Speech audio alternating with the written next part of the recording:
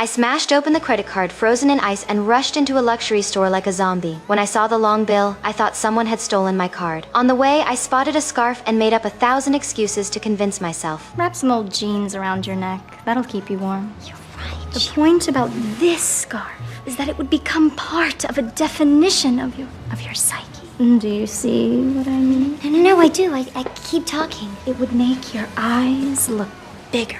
It would make my haircut look more expensive. You'd wear it with everything. It would be an investment. You would walk into that Alette interview confident.